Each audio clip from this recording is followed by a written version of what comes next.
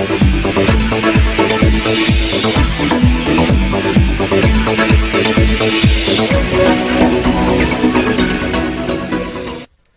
my name's PJ, and welcome to our short presentation. Have you ever wondered how the rich keep getting richer while broke people stay broke and the middle class seems to be shrinking? Well, this isn't nearly as mysterious as it may appear when you examine the specific differences in how broke people, the middle class, and the rich spend their money. Now, this is such a simple concept, yet so profound, it nearly knocked me out of my chair when I finally understood it. I'm going to show you exactly how the rich spend their money, and you can evaluate for yourself why they keep getting richer and the broke keep getting broker, and why the middle class remains so stressed out. Now, to get started, I'd like to review some financial terms we'll be using during this presentation. The terms that you need to be familiar with are cash flow, which means money you bring in, expenses, which means money you spend, assets. Now, this is the most confusing one. You're probably familiar with the traditional definition of an asset, which is something you own or have equity in. However, back in the 1990s, Robert Kiyosaki introduced us to a new definition of an asset in his groundbreaking Rich Dad, Poor Dad series of books. Robert taught us that an asset is something that pays you, and that's the definition we'll be using here. Liabilities is the last term, and it's defined as things that cost you money. As an example, a house is typically viewed as an asset. But can it actually be a liability? Yes. With our revised definition, anything that costs you money is a liability, not an asset. If you have a mortgage, your house is an asset to your banker because it pays him or her every month. But could a house also be considered an asset to you? Yes, in the right circumstances it could, when it pays you money. Let's say you buy a house and you rent it out, and it paid you a positive cash flow every month after all expenses. That would then be considered an asset. Now, one more time with the terms, just to be very clear before we continue. Cash flow is money you make. Expenses, that's money you spend. An asset pays you, and a liability costs you. Now let's take a look at how broke people spend their money. Now, when I say broke people, I'm not referring to the destitute. I'm speaking about that large portion of our society that lives from paycheck to paycheck and who never seem to have any money. In fact, most times there's more month left at the end of their money, and I'm sure many of you can relate to that group. On payday, broke people buy what I'm going to call stuff. Well, what's stuff? Well, that's inexpensive things that people buy that they don't really need to survive. You go into someone's house and you can't find any counter or tabletop space in the whole house because of all the stuff on it. Their house and their cars are full and cluttered with stuff. Well, where do they get all this stuff? They buy it at the flea market, at the garage sale, at the dollar store, at the craft show. So cash flow comes in, and then it goes straight out the expense column to buy stuff. You see, broke people never really educate themselves on assets and liabilities. They justify buying all of this stuff by claiming that it costs so little. But over the years, it's all they ever have. The problem is their cash flow never produced or created more cash flow. Now, please understand, I'm not undermining or taking any shots at this or any group. I just see a lot of financial difficulty out there, and it really doesn't need to be that way.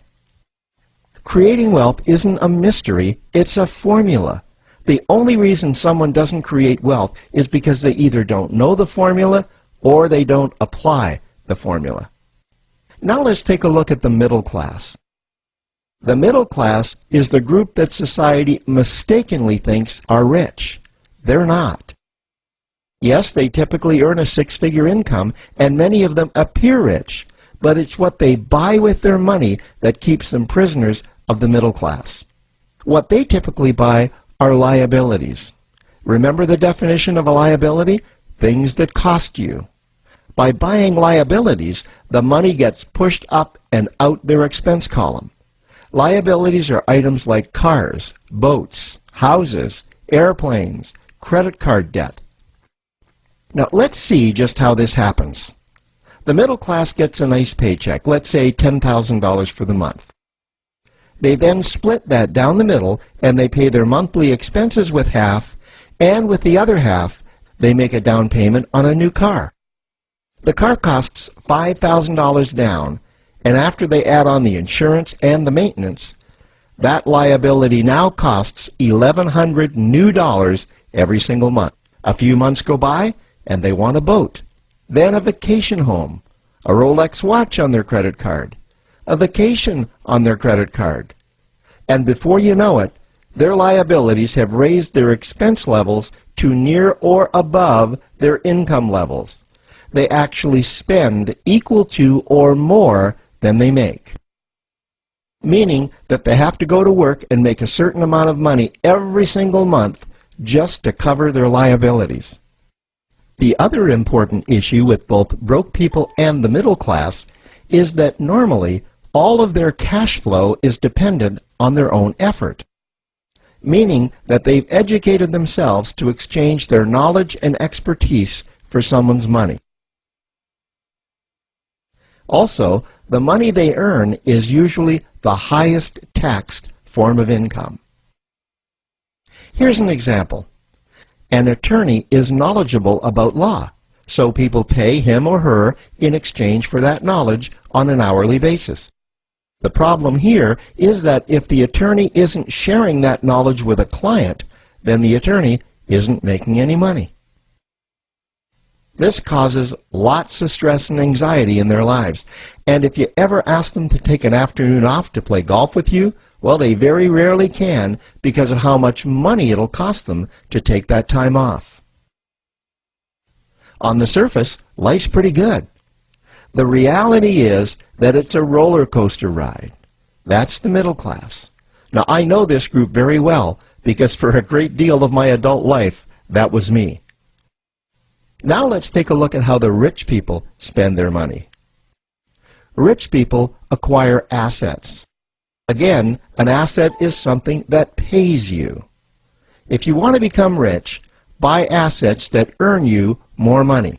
The money cycle looks like this. Acquire assets that produce cash flow, invest the profits to acquire more assets that produce more cash flow, invest those profits to acquire more assets that produce more cash flow. The rich spend their money and acquire things that produce more money. Here are a few examples of assets that produce more money. Investments are the obvious ones: stocks, bonds, real estate. Education is another asset. If you learn how to do something that produces more money for you and you actually do it, that's buying an asset. There's a great quote that goes, "If you think education is expensive, you should see how expensive stupidity is."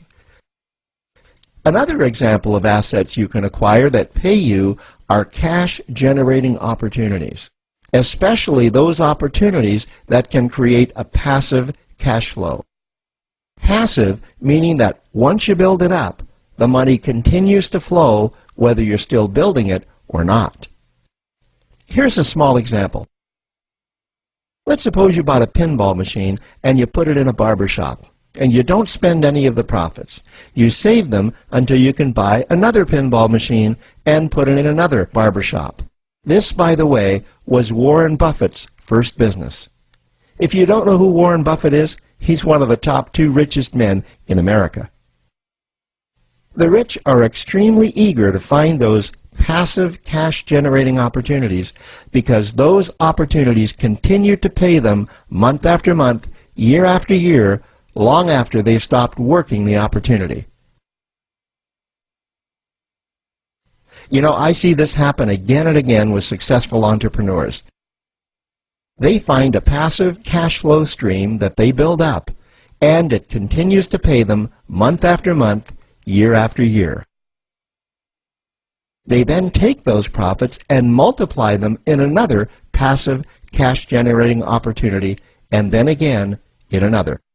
In conclusion, here's what I've learned over the years. You can't find these passive cash-generating opportunities unless you're open to hearing about them. Then, once you find them, you must be willing to see what fits you and then act. Now, the reason I say this is that I once answered a hokey little ad that I ended up generating 7 figures from, simply because I answered that ad and then took action. These opportunities are out there. You just need to find them. You also must be opportunistic enough that when the right situation does present itself, you don't miss it. So remember, broke people buy stuff, the middle class buy liabilities, and the rich acquire assets, preferably cash-generating opportunities that can create passive cash flow. They then take that cash flow and invest it in another asset that produces more cash flow. That's the wealth creation formula. Now, I trust you found this introductory information helpful. Now, to learn about one of the greatest cash-generating machines on the planet, click on the link below to proceed to step 2.